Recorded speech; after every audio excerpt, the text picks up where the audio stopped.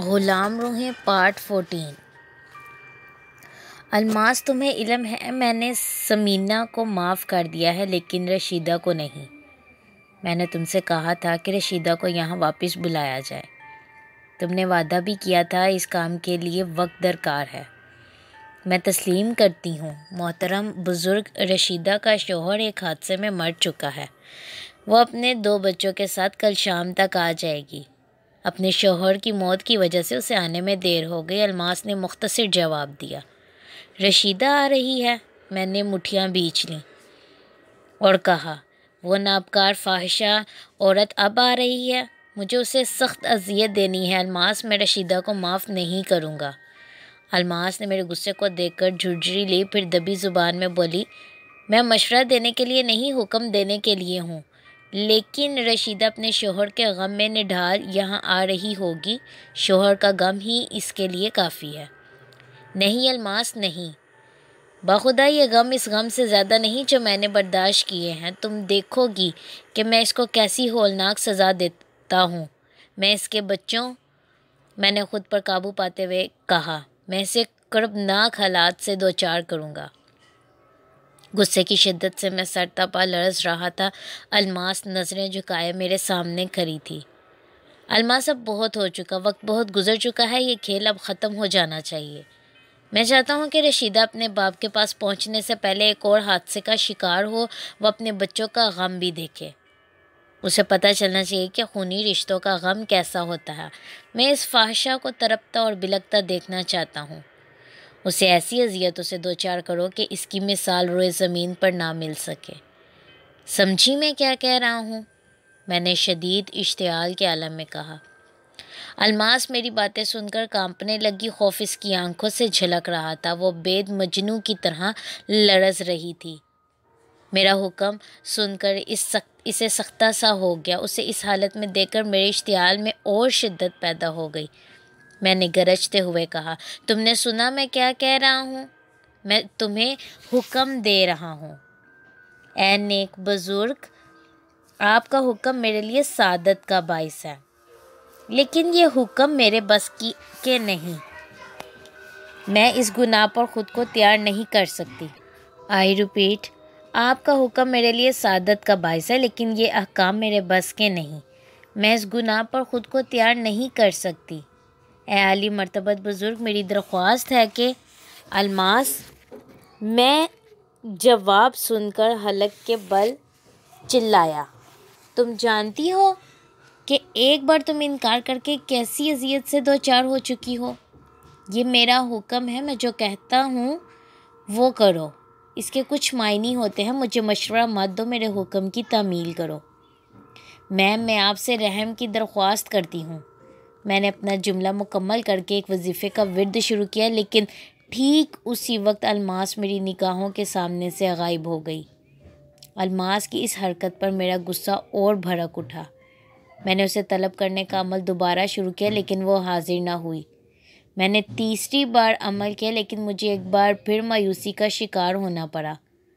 ناکامی نے میری جھنجھلاہٹ دوچند کر دی۔ میں شدید غیظ و غضب کی کیفیت میں اٹھ کھڑا ہوا۔ میرے اوسان بحال نہیں تھے، میں کسی زخمی شیر کی طرح دریا کے کنارے ٹہلتا رہا۔ مجھے حیرت تھی کہ میرا عمل 3 بار خالی کیوں گیا۔ میں پھر میرے ذہن میں اکبر کا خواب ابھر آیا۔ میں نے سوچا، کیا اس خواب کی علامتوں میں واقعی کوئی حقیقت موجود ہے؟ میاں صاحب، طوفان گدھ میں کیا کوئی طوفان آنے والا ہے؟ دریا کے کنارے مجھے پہلی بار سردی محسوس ہوئی، میرے قدم بوجھل ہو گئے اور میرا ذہن پریشان خیالات کی اماجگاہ بن گیا۔ میں نے قلعے کی طرف دیکھا، وہاں تاریکی چھائی ہوئی تھی، ہر سمت تاریکی تھی۔ مجھے اس اندھیرے سے وحشت ہونے لگی۔ ان الجھنوں میں مجھے پتہ ہی نہ چلا کہ میں کتنی دور نکل آیا ہوں۔ اکبر کا خواب، الماس کا نہ آنا، وہ اشارہ جس سے یہ معلوم ہوتا تھا کہ میاں صاحب مجھ سے ناراض ہو گئے ہیں۔ دریا کے کنارے میں دیر تک ٹہلتا رہا، پھر اچانک پلٹ کر قلعے کی طرف قدم اٹھانے لگا۔ اسی وقت مجھے بڑی شدت سے تنہائی محسوس ہو رہی تھی۔ میرے ذہن میں ان پریشان خیالات سے چھٹکارے کے لیے درشہوار ہی ابھری۔ درشہوار میرے محسن ابو الحسن، جن کی نوجوان بیٹی جو اپنے شفیق باپ کو چھوڑ کر میرے پاس چلی آئی تھی، وہ سرتپا حسن و جمال کا شاہکار تھی۔ وہ نہ ہوتی تو حالات نہ جانے کیا رخ اختیار کر لیتے۔ وہ میرا سہارا تھی، وہ میری لاٹھی تھی۔ میں نے اس وقت اپنے دل میں اس کے لیے بے پناہ محبت محسوس کی۔ قلعے میں پہنچ کر میں نے درشہوار کو تلاش کیا، مگر وہ یہاں موجود نہ تھی۔ چنانچہ میں اپنے بستر پر دراز ہو کر درشہوار کا انتظار کرنے لگا۔ عموماً وہ کچھ دیر کے لیے چلی جاتی تھی۔ اکبر اور ثمینہ دوسرے حصے میں تھے۔ میرا دل چاہا کہ ایک بار پھر روح الماس کو طلب کرنے کا عمل پڑھوں۔ ہو سکتا ہے میں نے عمل پڑھنے میں کوئی غلطی کر دی ہو۔ میں اس خیال سے اٹھا اور دوبارہ جائے نماز پر بیٹھ کر وہی عمل پڑھنے لگا، لیکن چوتھی بار بھی مجھے مایوسی ہوئی۔ جب کوئی صورت نہ بنی تو میں خود کو بہلانے کی خاطر اٹھ کر ٹہلنے لگا۔ ذہن میں آندھیاں سی چل رہی تھیں، لاتعداد وسوسے پیدا ہو رہے تھے، نہ جانے کیا ہونے والا تھا۔ ایسی مایوسی مجھے پہلے تو کبھی نہ ہوئی تھی۔ میں اپنے خیال میں محو تھا کہ قدموں کی آہٹ سن کر میرا شیرازہ خیال منتشر ہو گیا۔ میں گھوم کر دیکھا، اکبر میری طرف آ رہا تھا۔ میں نے خود کو سنبھالنے کی کوشش کی۔ میں اکبر کو اپنی پریشانیوں میں شریک نہیں کرنا چاہتا تھا۔ اس غریب نے میری خاطر پہلے ہی بہت دکھ جھیلے تھے۔ اکبر میرے قریب آ کر دیر تک ادھر ادھر کی باتیں کرتا رہا، پھر بولا، شاہد میاں، میں اس وقت تم سے ایک خاص بات کرنا چاہتا ہوں، بشرطیکہ کہ تم میں ناگوار نہ ہو۔ کہو اکبر، یہ کیسی اجنبیت کی بات کر رہے ہو؟ مجھے تمہاری کسی بات سے تکلیف بھی ہو سکتی ہے۔ بات دراصل یہ ہے شاہد علی کہ میں اور ثمینہ اس وقت مستقبل کے بارے میں سوچ رہے تھے۔ اکبر نے مدھم لہجے میں کہا، ہم کب تک اس طرح زندگی گزارتے رہیں گے؟ ہمیں شہر جا کر دوسرے لوگوں کی طرح گھر بنانا چاہیے۔ لیکن ثمینہ اس بات پر رضامند نہیں ہو رہی ہے۔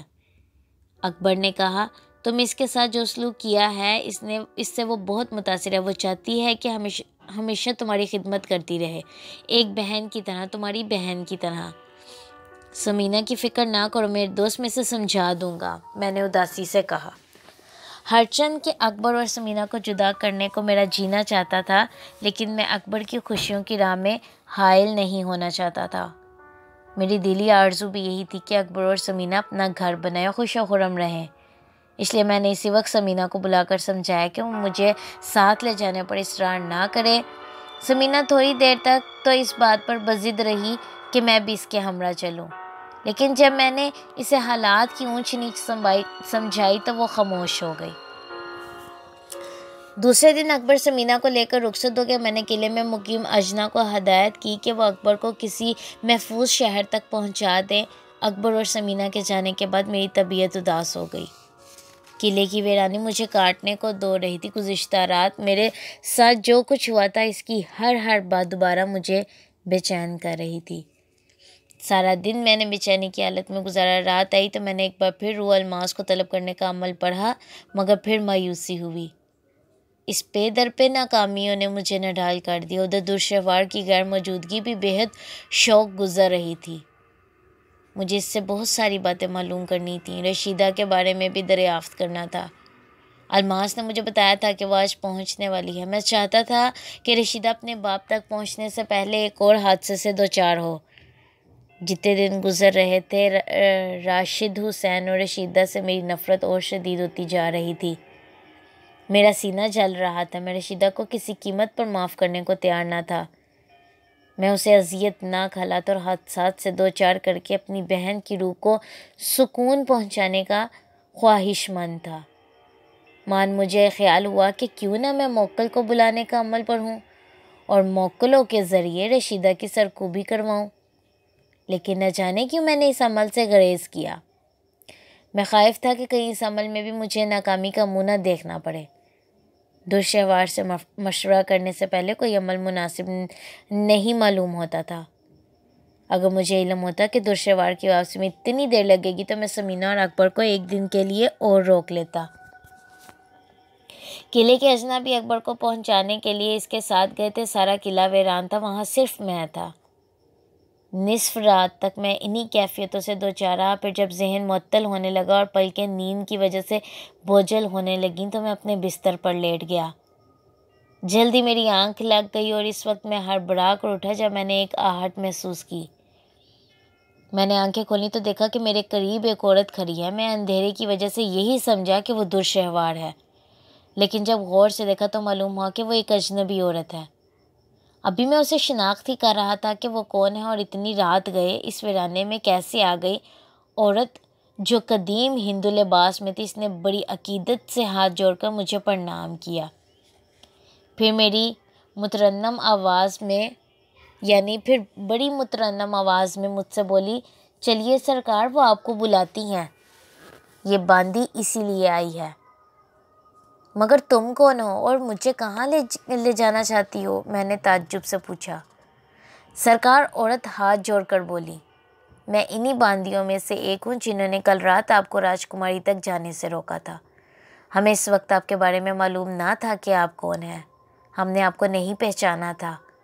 میں آپ کے آگے ہاتھ جوڑ کر معافی چاہتی ہوں سرکار۔ میں عورت کا جواب سن کر سمجھ گیا کہ وہ مجھے اسی راجکماری کے پاس لے جانے کی متمنی ہے جس کو دیکھنے کی تمنا کئی بار میرے دل نے کی تھی۔ میرا اشتیاق بڑھنے لگا۔ میں باندی کا پیغام پا کر اپنی پریشانیوں کو یکسر فراموش کر بیٹھا۔ مجھے یہ سن کر بھی تعجب ہوا کہ راجکماری کو میرا مرتبہ معلوم ہو چکا ہے۔ باندی نے مجھے یہی کہا تھا کہ اب اسے میرے بارے میں معلوم ہو چکا ہے، وہ مجھے پہچان گئی ہے۔ میں نے یوں ہی اسے کریدنے کی غرض سے قدرے سنجیدگی سے جواب دیا، میں تم سے ناراض نہیں، لیکن تمہاری راجکماری کا بلاوا مجھے منظور نہیں۔ کل انہوں نے مجھے واپس کیوں کرا دیا تھا؟ مجھ پر رحم کیجیے سرکار، باندی آپ دیدہ ہو کر بولی۔ اگر آپ نے میرے ساتھ جانے سے انکار کیا اور میں مایوس ہو کر راجکماری کے پاس گئی تو وہ ہم سب باندیوں اور کنیزوں پر برہم ہوں گی۔ وہ بہت اداس ہوں گی۔ انہیں آپ کے آنے کی اطلاع آپ کے جانے کے بعد ہوئی تھی، لیکن تمہاری راجکماری کو کیا معلوم کہ میں کون ہوں؟ میں نے باندی کی پریشانی سے محظوظ ہوتے ہوئے بدستور سنجیدگی سے کہا، یہاں شتابدیوں یعنی صدیوں سے کوئی نہیں آتا، آپ ہی آئے تھے اور ہم نے آپ کا حلیہ راجکماری کو بتایا تھا، تب ہی سے وہ آپ سے ملنے کی آرزومند ہے، انہوں نے مجھے بلانے کے لیے بھیجا ہے۔ یہ عجیب دلچسپ بات ہے، یہ تو کوئی الف لیلا داستان معلوم ہوتی تھی۔ میرا اشتیاق روحوں کے اسرار جاننے اور راجکماری کو دیکھنے کے لیے بڑھ رہا تھا، چنانچہ میں باندی کے ہمراہ ہو لیا۔ آج میں نے نہ تو اپنے اوپر حصار کیا نہ ہی چنانچہ میں باندی کے ہمراہ ہو لیا۔ آج میں نے نہ تو اپنے اوپر حصار کیا نہ ہی رفع شر کا وظیفہ دم کیا۔ جب میں اس گوشے کی طرف گیا تو مجھے سخت حیرت ہوئی، پہلے جہاں ویرانی اور اداسی تھی، آج وہاں ہر سمت خوشیاں نظر آ رہی تھیں۔ ٹوٹی پھوٹی سیڑھیاں طے کرتا ہوا آگے بڑھا تو وہاں کا سماں دیکھ کر دنگ رہ گیا۔ راہداری میں آج بھی دربان، سپاہی، باندیوں اور کنیزوں کا اجتماع تھا، لیکن آج نہ تو مجھے دیکھ کر ان کے چہروں پر ناگواری کے تاثرات ابھرے اور نہ ہی سراسیمگی کی کیفیت سے وہ دوچار ہوئیں۔ اس کے برعکس وہ باوقار اجتماع مجھے دیکھ کر بڑے ادب سے راہداری میں دو رویہ کھڑا نظر آیا۔ ایک طرف مرد تھے اور دوسری طرف کنیزیں اور باندیاں۔ ان کے چہروں پر بے پناہ خوشیاں رقص کر رہی تھیں۔ ان کی نگاہوں میں میرے لیے عقیدت تھی۔ انہوں نے اپنے ہاتھوں میں پھولوں کے تھال اٹھا رکھے تھے۔ جب میں ان کے درمیان سے گزرا تو دونوں طرف سے میرے اوپر پھولوں کی بارش شروع ہو گئی۔ مجھے یہ سب عجیب سا لگ رہا تھا۔ راجکماری کا کمرہ میرے سامنے تھا۔ میں تجسس، فخر اور تمکنت سے آگے قدم بڑھاتا رہا۔ جب میں دروازے کے قریب پہنچا تو ایک حسین کنیز نے آگے بڑھ کر پھولوں کا مہکتا ہوا ہار میرے گلے میں ڈالا اور مسکراتے ہوئے ادب سے بولی، اندر وہی ہیں سرکار، وہ صدیوں سے آپ کی راہ تک رہی ہیں۔ قبل اس کے کہ میں کوئی جواب دیتا، مسکراتی ہوئی پیچھے کی سمت بھاگی۔ میں نے پلٹ کر دیکھا تو راہداری سنسان پڑی تھی، غالباً وہاں ان کی موجودگی اب ضروری نہ تھی۔ میں نے گھوم کر دروازے کو آہستہ سے اندر کی جانب دھکیلا اور اندر قدم رکھا ہی تھا کہ مجھے یوں محسوس ہوا جیسے میں غلطی سے کسی کے حجلہ روسی میں چلا گیا ہوں۔ پورا کمرہ سجا ہوا تھا۔ سامنے مسحری پر کوئی عورت عروسی لباس میں گھونگھٹ نکالے سمٹی سمٹائی دلہن بنی بیٹھی تھی۔ پورا ماحول بھینی بھینی مست کر دینے والی خوشبوؤں سے معطر ہو رہا تھا۔ مجھے یہ سب کچھ خواب کی باتیں لگ رہی تھیں۔ چند لمحے میں دروازے کے قریب کھڑا پھولوں کی سیج پر بیٹھی سرخ گٹری کو دیکھتا رہا، پھر آہستہ آہستہ قدم اٹھاتا ہوا مسحری کے قریب جا کر رک گیا۔ میں اپنے دل کی کیفیت بیان کرنے پر قادر نہیں۔ وہ عجیب کیف آگے احساس تھا۔ وہ ایک طلسم تھا مگر بہت خوبصورت۔ سرخ لباس میں سمٹی ہوئی دلہن میرے قریب جاتے ہی کچھ اور سمٹ گئی۔ اس کا یہ انداز مجھے بہت دلکش لگا۔ اس کے لباس سے پھوٹتی ہوئی تیز خوشبو میرے دل و دماغ پر نشہ طاری کر رہی تھی۔ اب میں اس کا چہرہ دیکھنے کے لیے مضطرب تھا۔ میں نے کچھ توقف کے بعد اسے آہستہ سے مخاطب کیا، میں آ گیا ہوں راجکماری، تم نے مجھے بلایا تھا؟ جواب میں راجکماری کا سر اور جھک گیا۔ اس نے کوئی جواب نہیں دیا۔ میں ہمت کر کے آگے بڑھا اور راجکماری کے سامنے مسحری پر آہستہ سے بیٹھ گیا اور اسے مخاطب کر کے بولا، راجکماری میں آ گیا ہوں، میں یہاں موجود ہوں تمہارے سامنے۔ اس بار بھی راجکماری نے کوئی جواب نہیں دیا۔ اس کے جواب نہ دینے پر مجھے حیرت ہوئی اور ہاتھ بڑھا کر اس کا گھونگھٹ الٹ دیا۔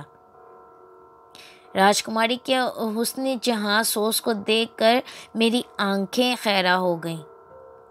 میں نے دنیا میں لاکھوں حسین چہرے دیکھے تھے، لیکن جو حسن اور معصومیت راجکماری کے چہرے پر دیکھی اسے لفظوں میں بیان کرنا ممکن نہیں۔ اس کی مانگ میں بڑھی ہوئی افشاں اور چہرے پر پسینے کے جھلملاتے ہوئے قطروں نے مجھے گنگ سا کر دیا۔ میں دیر تک اس کے چہرے کو دیکھتا رہا اور قادر مطلق کی ثنائی کی داد دیتا رہا۔ وہ کوئی معمولی چہرہ نہیں تھا۔ ایسا چہرہ میں نے پہلے کبھی نہیں دیکھا۔ وہ تو کوئی حور تھی۔ میں اس کے بے مثال حسن میں کھو کر رہ گیا۔ میں بھول گیا کہ میں کون ہوں۔ مجھے بس یہی محسوس ہو رہا تھا جیسے راجکماری میری دلہن ہے۔ ماحول نے میرے دل و دماغ پر جادو کر دیا تھا۔ میں ہاتھ بڑھا کر راجکماری کی تھوڑی پکڑی اور اس کا چہرہ اوپر کرتے ہوئے کہا، آنکھیں کھولو۔ جب تم نے خود مجھے بلایا ہے تو پھر شرم مانے کیوں ہے؟ راجکماری کی گھنی پلکوں میں ارتعاش پیدا ہوا۔ وہ چھوئی موئی کی طرح اپنے وجود میں سمٹ جانے کی کوشش کر رہی تھی۔ میرا اصرار شدید ہوا تو اس نے آنکھیں وا کر دی۔ میرے خدا، وہ کس قدر حسین اور نشیلی آنکھیں تھیں! مجھے کہنے دیجیے، میں ان آنکھوں کی گہرائیوں میں ڈوبتا چلا گیا۔ نہ جانے کتنے حسین لمحات خاموشی سے گزر گئے۔ میں محبت سا راجکماری کو تکتا رہا جیسے مجھ پر سکتہ طاری ہو گیا ہو۔ پھر جب راجکماری کی مترنم آواز میرے کانوں میں ٹکرائی تو اس طلسم رنگی کا سحر ٹوٹا۔ یوں حیرت سے کیا دیکھ رہے ہو؟ قدرت کی صنائی پر محو حیرت ہوں، میں نے دبی آواز میں جواب دیا۔ یہ تم کہہ رہے ہو؟ تم؟ راجکماری کے لہجے میں شدید حیرت تھی۔ وہ مجھے سوالیہ نگاہوں سے یوں گھور رہی تھی جیسے اسے میرے جواب سے دکھ پہنچا ہو۔ میں اس کی حیرت کا سبب نہ جان سکا، پہلو بدل کر بولا، راجکماری کیا میری بات سے تمہیں کوئی صدمہ پہنچا ہے؟ تم کتنے بدل گئے ہو؟ راجکماری نے ہونٹ کاٹتے ہوئے کہا۔ اس کی آواز میں بڑا دکھ تھا، درد تھا۔ وہ سوگوار لہجے میں بولی، میں تو آج تک وہی ہوں، صدیاں بیت گئی، دنیا بدل گئی، لیکن میں وہی ہوں، مگر تم؟ راجکماری کی گنہری پلکوں پر آنسوؤں کے قطرے ابھرے تو میں تڑپ اٹھا۔ بے اختیار اس کے حنائی ہاتھوں کو عالم وارفتگی میں تھام کر میں نے کہا، تمہیں مجھ سے شکایت ہے راجکماری؟ آخر میرے کس اقدام نے تمہارے دل کو دکھ پہنچایا؟ مجھے بتاؤ کہ میں کیسے بدل گیا ہوں؟ میں تو وہی ہوں جو تھا اور جو ہوں۔ تم سب کچھ جانتے ہوئے بھی انجان بن رہے ہو۔ راجکماری ایک سر دہ بھر کر بولی، بھگوان کی شاید یہی مرضی تھی۔ منیش کا کیا دور؟ راجکماری اپنی مرضی میں تھی یا ماضی میں تھی؟ ماضی وہ جو بچھڑ گیا تھا، جو بچھڑ جاتا ہے۔ اس کا اشارہ کس طرف تھا؟ یہ باتیں میری سمجھ سے بالا تر تھیں۔ البتہ میں اتنا ضرور سمجھ چکا تھا کہ راجکماری کسی غلط فہمی کا شکار ہو رہی ہے۔ بہرحال اس موقع پر مجھے راجکماری کی دل شکنی منظور نہ تھی، اس کے سوگوار چہرے نے مجھے مضطرب کر دیا تھا۔ میں ان لمحوں کو طول دینے کے لیے کہا، میں راجکماری، کیا تم مجھے پہلے سے جانتی ہو؟ جواب میں راجکماری نے مجھے غمناک نظروں سے دیکھا، اس کی آنکھوں میں آنسو جھلملانے لگے تھے۔ کچھ دیر تک وہ کسی مجسمے کی طرح خاموش مجھے اداس نظروں سے دیکھتی رہی، پھر یکلخت جیسے اس پر دیوانگی کا دورہ پڑ گیا ہو، وہ بے اختیار ہو کر مجھ سے لپٹ گئی اور روندھی ہوئی آواز میں بڑے قرب سے بولی، پردیپ، کیا تم بھول گئے؟ کیا تم اپنی داسی کو بالکل ہی بھول گئے؟ کیا تم کو اپنی شیلا یاد نہ رہی؟ تم نے تو وچن دیا تھا پردیپ کہ ہم جنم جنم ساتھ رہیں گے، پھر تم میرے ساتھ یہ ظلم کیوں کر رہے ہو؟ میں اس کی باتوں سے سخت متعجب ہوا۔ راجکماری شیلا مجھ سے لپٹی ہوئی سسک رہی تھی۔ اس کے لمس نے مجھے کچھ نئے جذبوں سے روشناس کرایا۔ اس کا جسم سرد تھا لیکن میں منتشر ہو گیا تھا۔ میں سوچ رہا تھا کہ کاش یہ لمحے یوں ہی ساکت ہو جائے اور میں تمہیں تمام زندگی اسی طرح گزار دوں۔ راجکماری میرے پہلو میں بیٹھی رہی، مجھ پر نشہ طاری ہو گیا تھا۔ میں نے راجکماری کی باتوں کے جواب میں بے اختیار اسے خود سے اور قریب کر لیا اور اس کے شانوں پر ہاتھ پھیرنے لگا۔ میرے اس طرز عمل سے وہ اور مضطرب ہو گئے۔ مجھ سے جدا ہو کر اس نے ڈبڈبائی نگاہوں سے مجھے دیکھا اور بولی، پردیپ، کیا تمہیں کچھ بھی یاد نہیں رہا؟ میں نے تو تمہیں تلاش کرنے کے لیے آتما کا روپ دھار لیا۔ راجکماری، میں نے اسے سمجھانا چاہا، میرے سلسلے میں تمہیں یقیناً غلط فہمی ہوئی ہے۔ ہو سکتا ہے کہ میری صورت تمہارے پردیپ سے ملتی جلتی ہے، لیکن میں وہ نہیں ہوں۔ میرا نام شاہد علی ہے۔ نہیں نہیں نہیں، راجکماری میرا جواب سن کر دیوانگی کی حالت میں بولی، تم پردیپ ہو، وہی پردیپ جس نے میرا ہاتھ تھام کر مجھے کہا تھا تمہیں یاد نہیں ہے؟ میری آنکھیں دھوکہ نہیں کھا سکتی، میں نے تمہیں پہچان لیا ہے، میری آتما نے تمہیں پہچان لیا، تم وہی ہو، بالکل وہی۔ میری سمجھ میں نہیں آ رہا تھا کہ راجکماری کی باتوں کا کیا جواب دوں۔ میں خاموش رہا تو راجکماری نے کہا، بھگوان کے لیے پردیپ، مجھے بتاؤ کہ تم اتنے دن کہاں رہے؟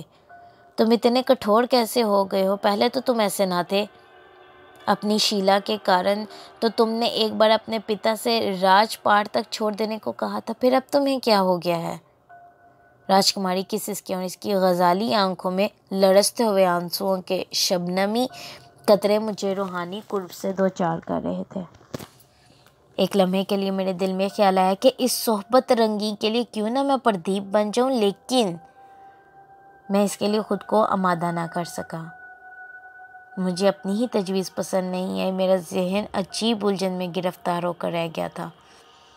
قبل اس کے کہ میں کوئی جواب دیتا، راجکماری نے ایک جذباتی حرکت کی۔ مسیرے سے نیچے اتر کر اس نے میرے پاؤں تھام لیے اور مجسم التجا بن گئی۔ پردیپ، تمہاری داسی تمہارے چرن چھو کر بنتی کرتی ہے، اسے اپنے سے دور نہ کرو، نہیں تو میری آتما کو کبھی سکون نہیں ملے گا، میں ہمیشہ یوں ہی تڑپتی رہوں گی۔ راجکماری، میں تمہارے جذبات محسوس کر رہا ہوں، مجھے تم سے ہمدردی ہے، لیکن تمہیں غلط فہمی ہوئی ہے، میں نہیں جو تم سمجھ رہی ہو۔ پردیپ، راجکماری نے درد بھرے لہجے میں مجھے مخاطب کیا اور بے ساختہ میرے سینے سے لپٹ کر رونے لگی۔ روتے روتے اس نے کہا، تم نے اپنا حلیہ ضرور بدل لیا ہے، تم خود بھی بدل گئے ہو، لیکن میں تمہیں ہر رنگ میں پہچان سکتی ہوں۔ پردیپ، بھگوان کے لیے کچھ یاد کرنے کی کوشش کرو، مجھے یوں پریشان نہ کرو، اگر یہ مذاق ہے تو اس مذاق کو ختم کر دو۔ اگر تم بدل گئے ہو تو میں تمہارے لیے ہر روپ اختیار کر سکتی ہوں۔ راجکماری جس وارفتگی کے عالم میں مجھ سے ہم آغوش ہوئی تھی، اس نے میرے جسم میں چنگاریاں سی بھر دی تھی، میرا تنفس تیز ہو رہا تھا، لیکن پھر مجھے احساس ہوا کہ ایک حسین عورت کے قرب نے مجھے میرے مقام سے گرا دیا ہے، میں ایک گناہ گار یا عظیم گناہ کا مرتکب ہو رہا ہوں۔ میرے دل کے نہاں خانوں سے ایک گھٹی گھٹی مگر واضح آواز ابھری، سنبھلو شاہد علی، تمہارا یہ مقام نہیں، اگر تمہارے قدم ڈگمگا گئے تو تمہاری عمر بھر کی عبادت اور ریاضت برباد ہو جائے گی۔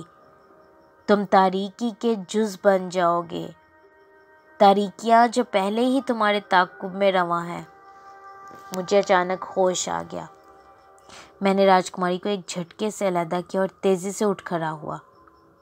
مجھے شدید طور پر شرمندگی کا احساس ہو رہا تھا۔ میں بے نیازی سے بولا، راجکماری سنو، میں تمہارا پردیپ نہیں بلکہ شاہد علی ہوں، جسے دنیا چھوٹے میاں صاحب کے نام سے جانتی ہے۔ تم نے مجھے بلایا تھا، میں چلا آیا، مگر اب میں جا رہا ہوں۔ تمہارے سکون کے لیے میں خدا سے ضرور دعا کروں گا۔ راجکماری میری اس اچانک طرز عمل پر ششدر رہ گئی۔ محبت کے بعد اچانک بے نیازی کے اس اظہار نے اس پر سکتے کی سی کیفیت طاری کر دی تھی۔ چاند ساتھ تھے، وہ مجھے خالی خالی نظروں سے دیکھتی رہی، پھر مسہری سے اتر کر میرے قریب آنے لگی۔ میں پیچھے ہٹتے ہوئے بولا، تمہیں غلط فہمی ہوئی ہے، میں ایک عام شخص ہوں یا میں ایک اور شخص ہوں۔ مجھے پہچاننے کی کوشش کرو اور مجھ سے دور رہو۔ تم کسی بھی صورت میں ہو میرے پردیپ ہو، تم مجھے اپنے سینے میں چھپا لو، میں تم سے محبت کرتی ہوں۔ میں اب سمجھ رہی ہوں کہ تمہیں کیا ہو گیا ہے۔ شیلا کے جذبات میں التجا تھی۔ نہیں راجکماری، یہ گناہ ہے، میں نے خشک لہجے میں جواب دیا تو راجکماری ہاتھ جوڑ کر بولی، نہیں، دیکھو میری طرف دیکھو، میں شیلا ہوں، تم مجھے پہچاننے کی کوشش کرو، بھگوان کے لیے مجھ سے دور نہ رہو۔ راجکماری مجھ سے التجا کرتی رہی۔ اس پر دیوانگی کا دورہ پڑ گیا تھا۔ اس کی آنکھوں میں وحشت ناچ رہی تھی اور چہرہ سرخ ہو رہا تھا۔ وہ میری سمت بڑھی تو میں خوفزدہ ہو کر پلٹا اور واپسی کے لیے راستوں پر دوڑنے لگا۔ میں نے پلٹ کر دیکھنے کی کوشش نہیں کی۔ ویران راہداری میں میری قدموں کی باز گشت میرے کانوں سے ٹکرا رہی تھی۔ میں دوڑتا رہا، پھر اسی وقت رکا جب اپنے گوشے میں پہنچ کے میں نے خود کو کسی نہ کسی طرح بستر پر گرا دیا۔ راجکماری کو میں اپنے ذہن سے محو کر دینا چاہتا تھا مگر کامیاب نہ ہو سکا۔ اس کا خیال میرے دل و دماغ پر مسلط ہو گیا تھا۔ یہ سب کیا تھا؟ یہ پردیپ کون تھا جس کی شکل مجھ سے اتنی ملتی تھی کہ راجکماری دھوکا کھا گئی؟ میرے وہاں سے رخصت ہوتے وقت اس کی آنکھوں میں اداسیاں سمٹ آئی تھیں۔ اس کی آنکھوں میں اداسیوں کا راج تھا۔ اس کی کشادہ باہیں مجھے حسرت بھری نظروں سے دیکھ رہی تھیں۔ اس کے لہجے کا گداز ابھی تک میری سماعت پر طاری تھا۔ اس کا روح پرور جمال کئی محرومیوں کی داستان بنا ہوا تھا۔ میرے دل میں اس کے لیے ہمدردی کا جذبہ ابھرا اور میں اس کے ساتھ اپنے طرز عمل پر غور کرنے لگا۔ مجھے یہ احساس شدت سے ستا رہا تھا کہ نہ جانے کیسے میری باتیں اس کے اس ستم زدہ دل پر کیا اثر کر رہی ہوں گی۔ وہ میرے بارے میں کیا سوچ رہی ہوگی۔ مجھے اس کو نرمی اور محبت سے سمجھانا چاہیے تھا، لیکن میں تو نامعلوم جذبوں کے ہاتھوں کھلونا بن گیا تھا۔ میرے خدا مجھے معاف کر دے۔ میں راجکماری کی آتما کے متعلق سوچوں میں غرق تھا کہ قدموں کی آہٹ سن کر چونکا۔ میں نے سہمی ہوئی نظروں سے آہٹ کی سمت دیکھا۔ مجھے شبہ ہوا تھا کہ راجکماری میرا تعاقب کرتی ہوئی آئی ہوگی، لیکن جب میں نے دشوار کو پہچانا تو مجھے قرار آ گیا۔ دشوار چھوٹے چھوٹے قدم اٹھاتی میرے قریب آئی۔ میں اٹھ کر بیٹھ گیا۔ خلاف معمول اس کے چہرے پر مغموم تاثرات محسوس کر کے مجھے خیال گزرا کہ کہیں دری میرے اور راجکماری کے راز سے واقف تو نہیں ہو گئی۔ ایک ثانیے کے لیے میں دم بخود رہ گیا، پھر اس وسوسے پر قابو پا کر بولا، دری تم کہاں چلی گئی تھی مجھے بتائے بغیر؟ مجھے افسوس ہے کہ جاتے وقت میں آپ سے کچھ نہ کہہ سکی، لیکن میں جانے پر مجبور تھی۔ دشوار کا لہجہ مغموم تھا۔ آپ اس وقت کسی عمل میں مصروف تھے جب مجھے جانا پڑا۔ میرا ارادہ جلدی آنے کا تھا مگر میں نہ آ سکی۔ بابا جان کی طبیعت ناساز ہے، میں انہی کی مزاج پرسی کے لیے گئی تھی۔ ابو الحسن کی طبیعت ناساز ہے، کوئی زیادہ تشویش کی بات تو نہیں؟ مجھے سچ سچ بتاؤ دری، معاملہ کیا ہے؟ بس اللہ ہی اپنا رحم کرے، دشوار نے اداس لہجے میں جواب دیا۔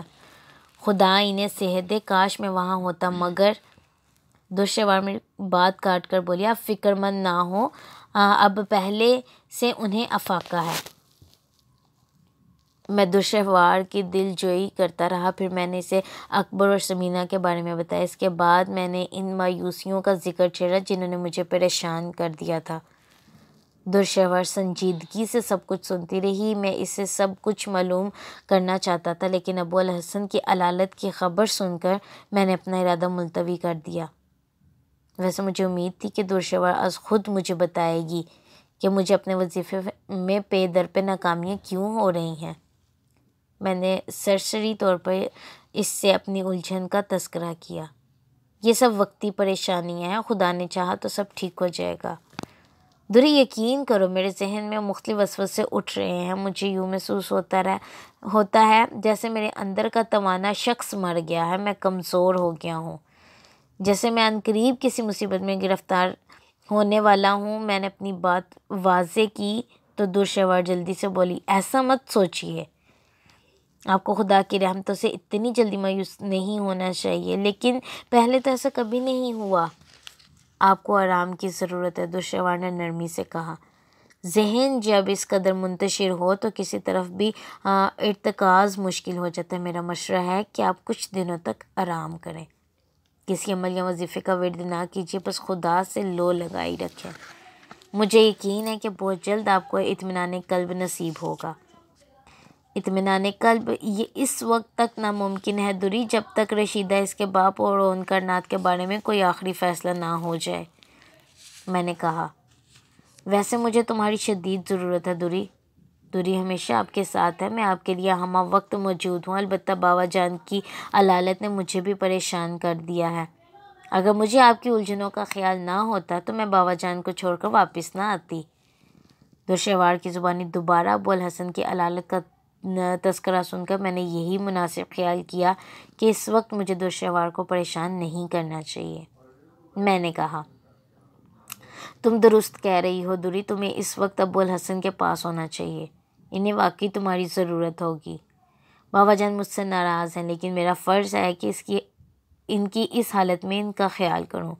درشہور مضمحل آواز میں بولی، وہ مجھے بےحد اداس نظر آ رہی تھی۔